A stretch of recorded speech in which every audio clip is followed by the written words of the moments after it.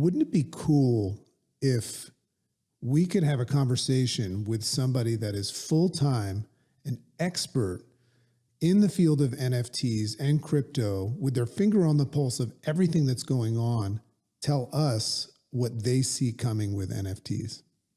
Dragon, that would be really dope. And luckily, Nick Oxford joins the NFTs Made Simple show today. And Dragon, he really breaks it down. He makes it really simple to understand some of the differences between Ethereum and Solana. He makes some bold predictions about the future of NFTs.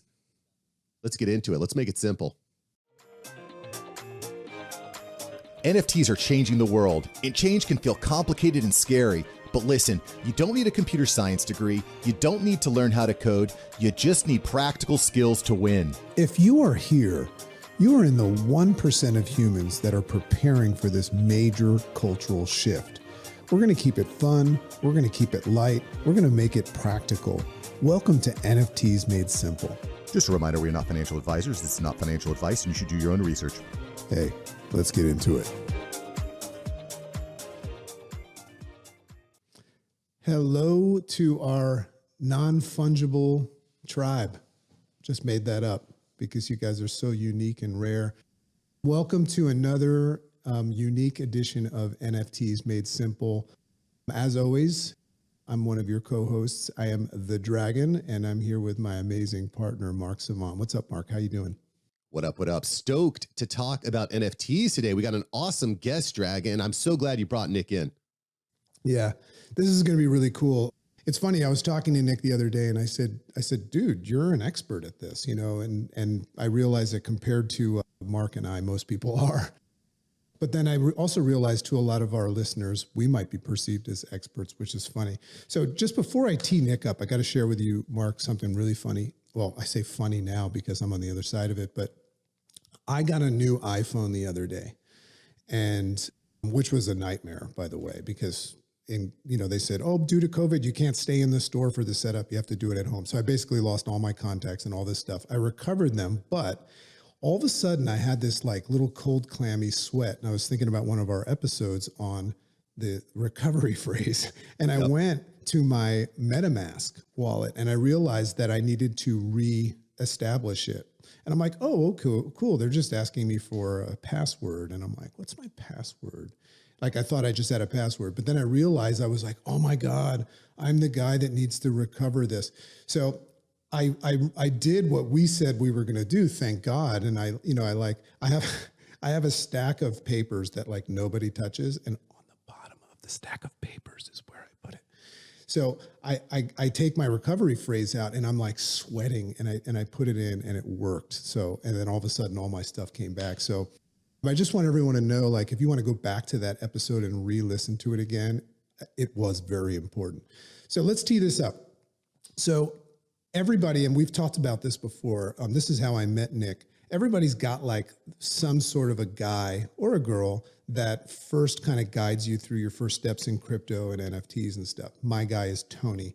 Tony's one of my best friends. And let's just say Tony's a very successful guy and I trust him. So Tony was the first person that like basically said, by the way, 8 years ago, when that guy told you to buy Bitcoin, you should have listened to him, right? And I'm like, okay, tell me what this stuff is. So Tony was the guy that guided me into crypto. And, I started my portfolio and all that stuff. But then when Mark and I started getting into NFTs, I went to my guy, because Tony knows everything about this. And I said, hey, we're getting into NFTs and we're going to have this podcast and everything. And he goes, and this is a guy that I really, really respect. He goes, oh, but then you have to talk to my guru. And I'm like, oh, sweet. I'm going to talk to his guy, right?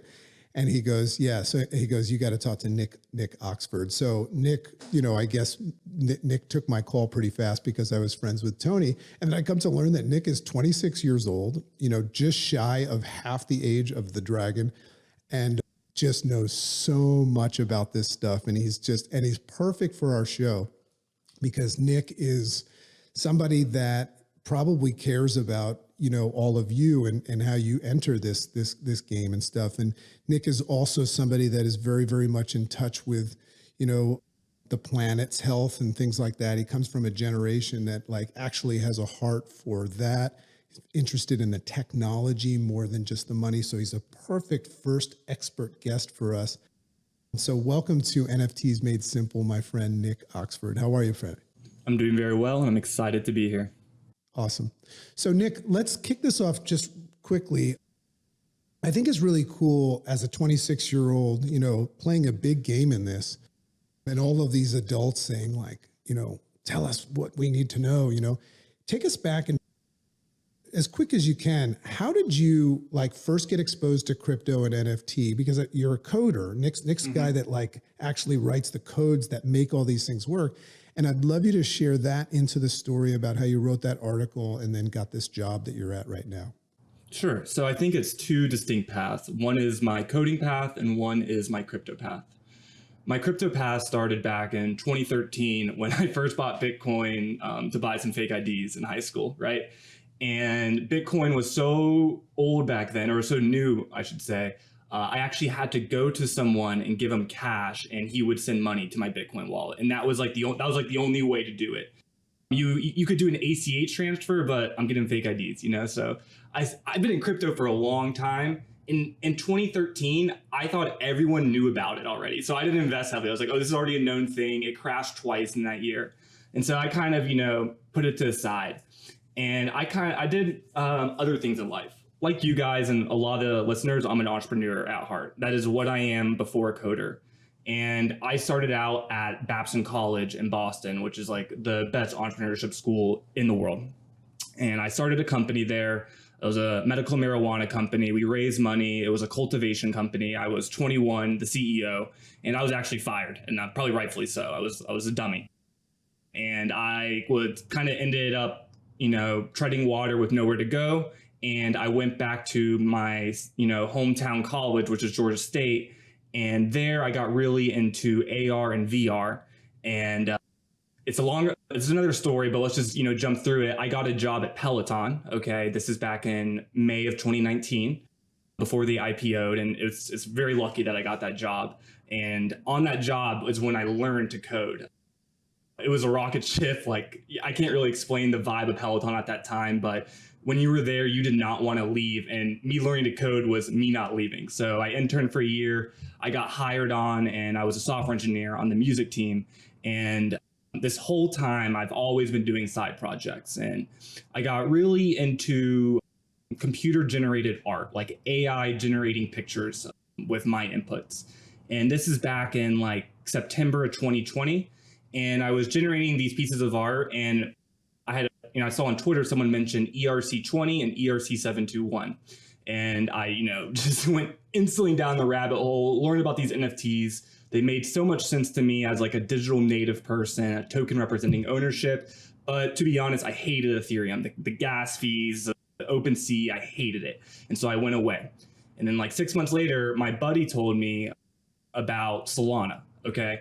And he's like, you got to check this out. And I checked it out and I instantly fell in love. And this is when Solana was starting to really pop off, for lack of better terms. And NFT, especially the NFT ecosystem, was all around this thing called the candy machine, which allowed you to generate 5,000 NFTs at once and kind of do the minting thing that we all know, or not we all know, that it's very popular in the NFT space, right? And this was such a hot space. The tutorials were incomplete. So I wrote a annotated guide to this, ecosystem, and that went viral. It went supersonic basically overnight with no network, no nothing, 10,000 views. I wrote a couple more articles around Arweave and other things in the space. And I was eventually actually giving presentations at Peloton on Solana and crypto. And from that presentation, someone was like, you have to meet the CEO. That's my current CEO. So, it's been this is December 2021. I was already thinking about leaving Peloton, which is a whole nother story. And this guy is like, you want a full-time job? And it was in Web3. And I was the third employee of this company called Primitives, which we can get into. But yeah, so that's a really quick synopsis of me and crypto and coding. Yeah, I love what you're talking about here, Nicholas, and that ability to just continue to learn and evolve, obviously huge. You said a lot of interesting things in there. I love the idea of buying fake IDs, by the way. I remember I won't go deep in the story, but I remember buying fake IDs in New York City and getting hustled out of $200. Not just myself, but a bunch of my high school buddies. So buying it on the blockchain, probably a little bit better. So I want to kind of rewind here. And something that I've been thinking a lot about is Ethereum versus Solana. Okay. And just to kind of clarify and make this simple, this is NFTs made simple. What we're talking about is different blockchains. There's the Ethereum blockchain. There's the Solana blockchain, right? There's Ethereum cryptocurrency and there's Solana cryptocurrency. And every blockchain is a little bit different. They operate different. They all follow the same concept, right? Of putting blocks in a chain and solidifying them forever publicly and whatnot. We'll put a link to that episode where we talk about what a blockchain is. But I kind of want to dig into this a little bit more. Why is Ethereum something that you're not excited about? Because that's what everyone talks about. Go to OpenSea, buy your Ethereum tokens. Why are you not a big fan of Ethereum? So these blockchains are meant to be used by humans and everyday people. And Ethereum is an amazing blockchain that has incredible utility. And I think that utility is with really serious transactions. But if I'm someone who just wants to mint an NFT or, send someone money or just try to figure out what this whole cryptocurrency thing is about, Ethereum throws up some, barriers to entry. And that is around money. And also because of money, oftentimes, like OpenSea will abstract things away from you. And so it didn't feel native crypto to me. And then when I got to Solana, I could... How do you mean by abstract things away from me? What does that mean? So this is we're going straight to the technical, right? There's this thing called ERC-721, and that's like the ability to mint multiple tokens at once, which is different than like ERC-20. And it felt kind of like it felt flaky when I was minting those tokens in one batch. Like it didn't feel true to the idea of like this non-fungible token. Now that's a wrong opinion. It was just at the time that it was difficult to interact with it. But this is my greater point is the barriers to entry are high and you have a lot of pain with spending money and on the developer side. There's pain on Solana too, but it's just in a different way. So how does Solana resolve some of those barrier to entry problems? Because it seems pretty easy to me. I buy some Ethereum, transfer it to my wallet, and then I can buy NFTs off of OpenSea, that central marketplace. How can it be any easier than that? So what happens when you want to send someone Ethereum? Like what are you paying? The gas fee, right? You have to pay a gas fee to send someone Ethereum, which could be like $60, $80. So if you want to get your buddy into Ethereum and you want to send him his first NFT, well, man, you're really paying out the wazoo for that just to get your buddy. And then with Solana, and to go to your greater point, Ethereum can do, just say 10 transactions per second. Okay. Solana can do like 5,000 to 10,000 transactions per second, right? And so the amount of things that can go through this cryptocurrency is just much greater, or through this blockchain. And that gets down to this idea of proof of versus proof of stake versus proof of history.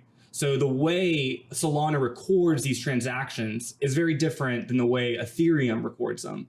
When it gets to kind of the step 2, the validation, they become much more similar. But the recording of the transactions is different. And that is the most technical conversation we could have. So let's avoid that.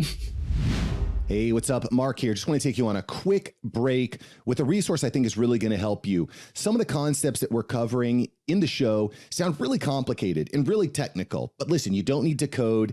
You don't need to get a master's degree in computer science. All you need to do is have the right resources. We're going to make it simple. We're going to make it easy. I've got a link below. Go to www.nftsmadesimple.com. That's nftsmadesimple.com. You're going to get a free cheat sheet there. It's 100% free. What are you waiting for? Go get the cheat sheet. We're going to break down some of the key definitions in ways that are really practical and really simple. Go to nftsmadesimple.com right now to get your free cheat sheet. That's nftsmadesimple.com. All right, let's get back into the show. I want to jump in with one question that I think is really, really cool because I've been getting to know Nick on the side. So Nick's 26 years old, but he's very, very passionate about the planet. You know, he's an outdoorsy guy and stuff. So, you know, Nick, I know that there's a little bit of a personal preference as well too, because Nick's in love with this technology, guys, because it's like, it's just a paradise for someone with his creative mind and all of the things that you probably resonate with in that. But he also recognizes, and he said this to me, and I never thought of this, these gas fees are not just costing you money, they're also, you know, costing our planet. You know, it's an energy thing as well. Speak a little bit about that, because, you know, you seem to be pretty passionate about that as well. Sure. So I see NFTs as a very long-term thing. And I see the current iteration of NFTs as JPEGs and, you know, this financialization as kind of a sore on the side. Like there's benefits to it. It's gotten a lot of people into the space. But to talk about its point of the environment, every time you mint an NFT, you are doing some proof of work, and you are expanding or spending a lot of energy just to mint this like kind of dumb token at the end of the day that is really just like, you know, people agree on the value. Now, if you were maybe minting, you know, a token to say you're part of like, you are a part of this organization, that might be a little bit more valuable.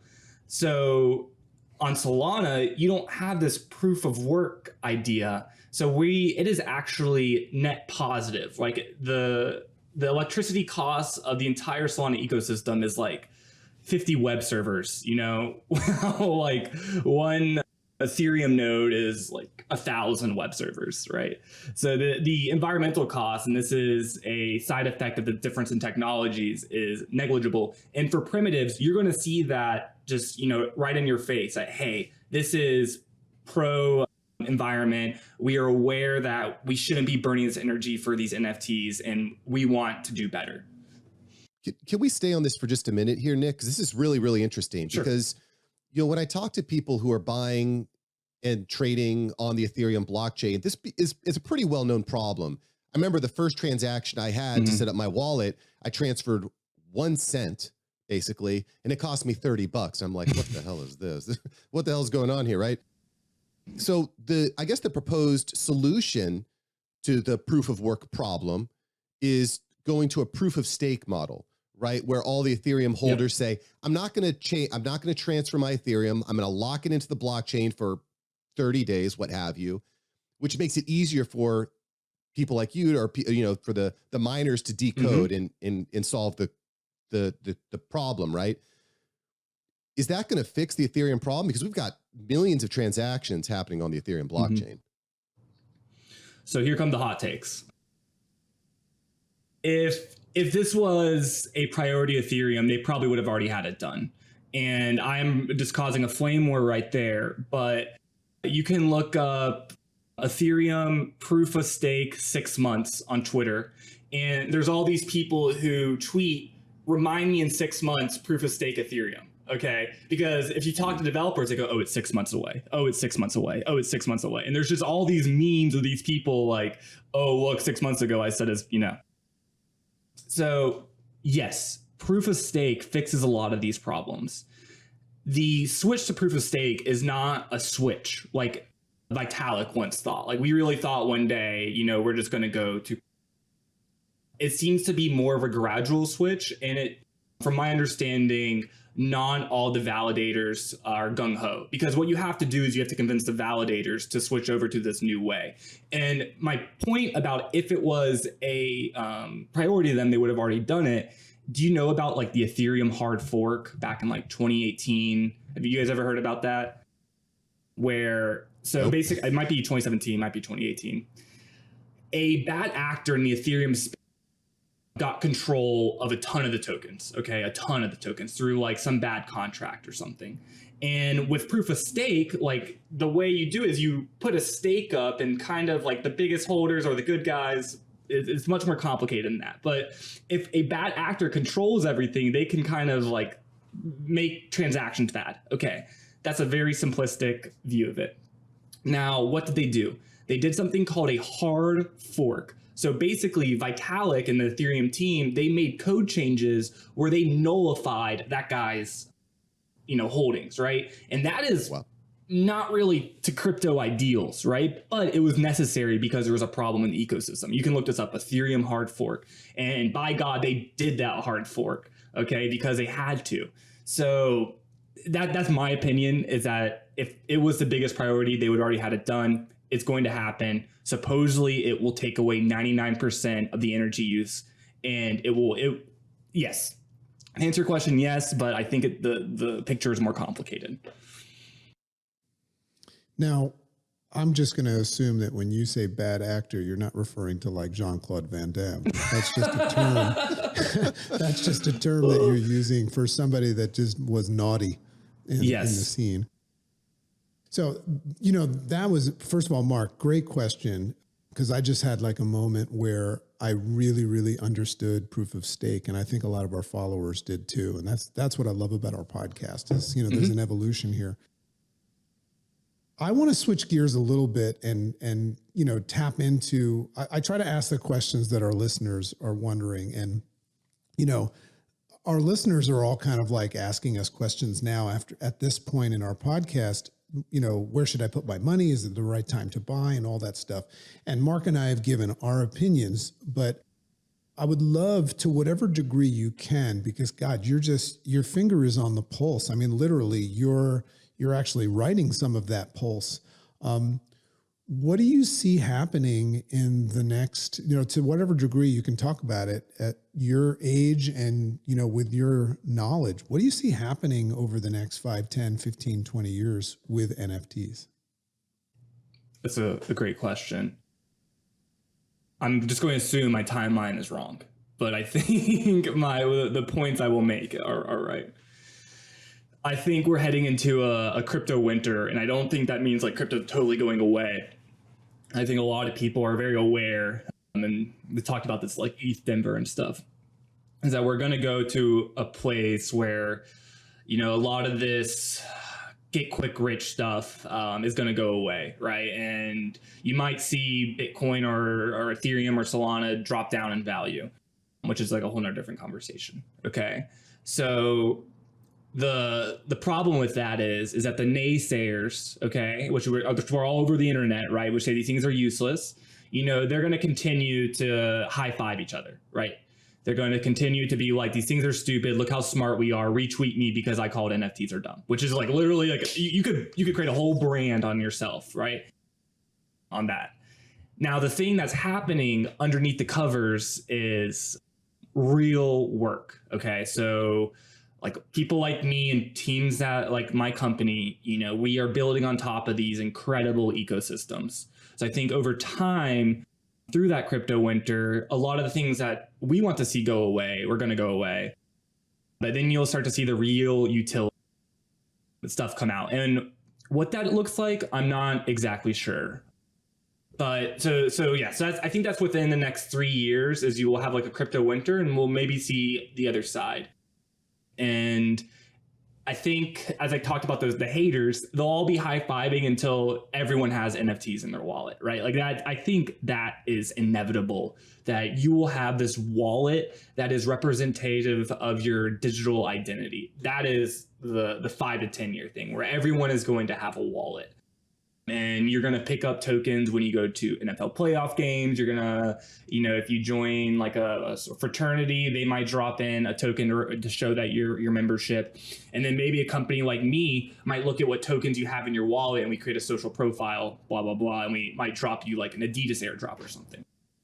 So it's going to be rocky, but I think we're headed towards a place where this digital identity is, everywhere. So hopefully that answered your question. Well, something Nick and I share in common is we're avid skiers, and Yes. Skiers love the winter. So, and what I always do in the winter is I just dress appropriately for it. So any insight from you? Because I'm an opportunistic person. I always find, I'm a Buddhist as well. I always look at the bright side of everything. So I'm excited for a winter, and I've heard Gary Vee talk a lot about that. Like when I see things go down, I get excited. But at the same time, I'm wondering how cold is it going to get? So, any like basic, Mark, just so you know, we put disclaimers all over this podcast that we are not here giving people advice, and we're not in any way, telling people what to do. But do you maybe speak from your own personal, what do you think is the best way to approach NFTs and crypto through this hypothetical winter? Because I'll share my own opinion is I'm engaging in it. There's some risk associated with it, but I'm engaging in it in a way that is connected with my values and my heart. Like if I buy an NFT, I want to own something that I would like to own, whether it blows up or not, type thing. So I'd love to get your take on because we have a lot of people that are just like probably sitting there with like $5,000 in their bank account that their wife doesn't want them to spend, and they're getting ready to buy like a 1 hour chat with Ty Lopez right now. So what I want to know is like what's your opinion on that? Sure. NFTs, and you actually mentioned this I would buy NFTs that have some relation to you. So have some relation to an experience, something you did, just something a little bit more than a photo you like. Now, I will put an asterisk on that. You have to kind of wait for NFTs to show up in the public space for that. A way to do that in the time being is maybe find an artist that you really like, and not one of these ones that do 10,000 drops, or one of these that you're chasing, 15x. Find an artist you like, make sure, find an NFT they minted and buy it from them. I feel like that's kind of the whole point of this current ecosystem, is supporting artists, and we've gotten lost in the sauce. But yeah, so to answer your question, maybe find an artist you really like that, other people aren't buying, or two, an NFT related to experience, because I think you're right. Through this NFT winter, you cannot expect a 10x return on something. Now, there are going to be a ton of 10x returns every which way you look. And that is the problem. When you open up on Twitter, it's literally people just celebrating and saying, look at my new Cadillac, stuff like that.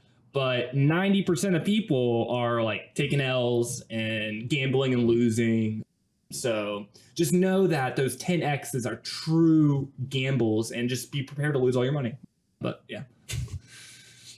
I actually have a follow-up question that's kind of like combining our initial conversation about the difference in Ethereum and Solana. If the creators of Ethereum, if Ethereum isn't able to solve this gas problem, the environmental problem, is that just going to tank the value of all the Ethereum tokens? Because people are just a little bit of context. I think back to 2000s when the internet boom came. There's all these big internet websites, everything's blowing up, pets.com, Ask Jeeves. They're all dead now. Nobody cares. Is that a possibility with the Ethereum blockchain? Or am I just not understanding the way that the blockchain is different from Web 2.0? So I will add one company to the list of of the 2000 companies, right?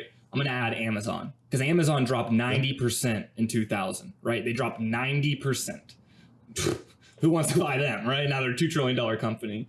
So even if all this stuff does go down, which it probably will, and to answer your question on the proof of work versus proof of stake, I have a suspicion that the proof of work actually keeps the price higher, because like miners are rewarded with a lot of more Ethereum than they would if they were staking, if that makes sense. But I'm not sophisticated enough on that topic. That's kind of like a gut feeling thing, that like these gas fees and all this money throwing around kind of keeps the value inflated a little bit, right? I could be totally wrong on that. So answer your question, no, I don't think it will have an impact. Unfortunately. Okay. Well, I was just curious because complicated. We're making some bold predictions here. And I'm also curious, we've been talking a lot about the Solana blockchain. Are there any other blockchains you're really excited about, or maybe are a little under the radar right now?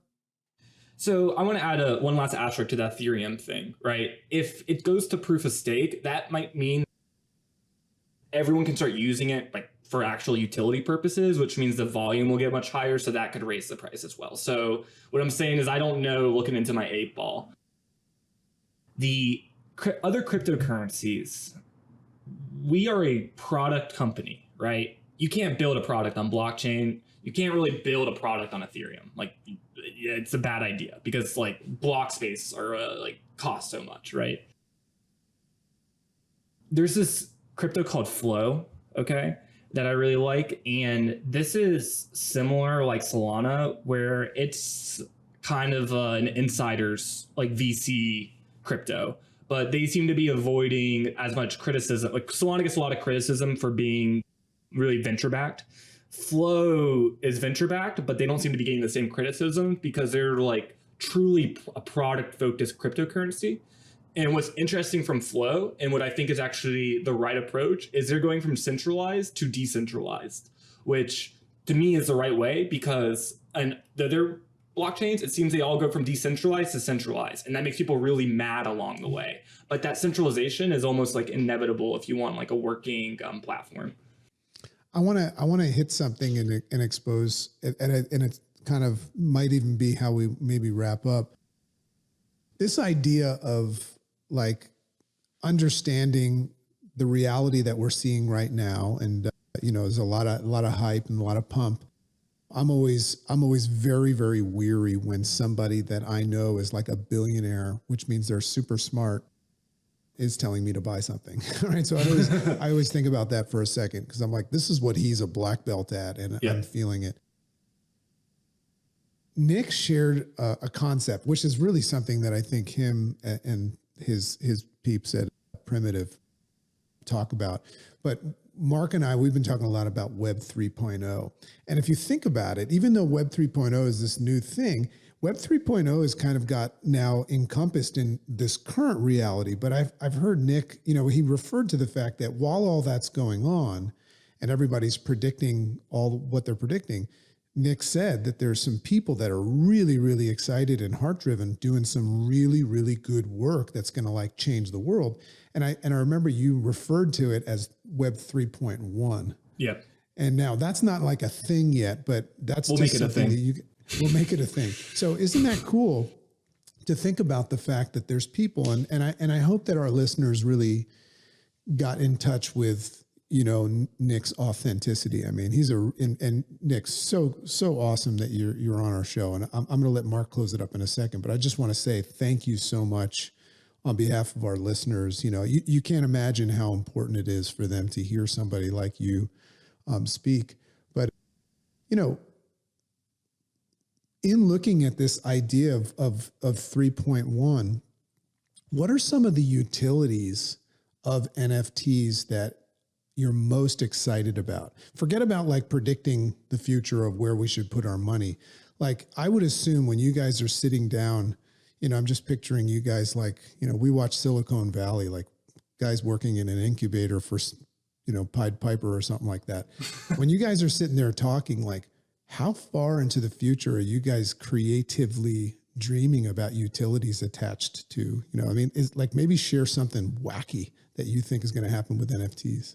I would say when we, when I'm showcasing the things I'm working on, it kind of turns into that scene from that 70s show where they like turn each person in the cow, I'm talking about, where they're all in the square and we're all just throwing off crazier ideas. We're like, well, what if a token could represent this, And I'm trying to think off the top of my head, like one big idea we've had, but I feel like they're typically so reactive to the moment.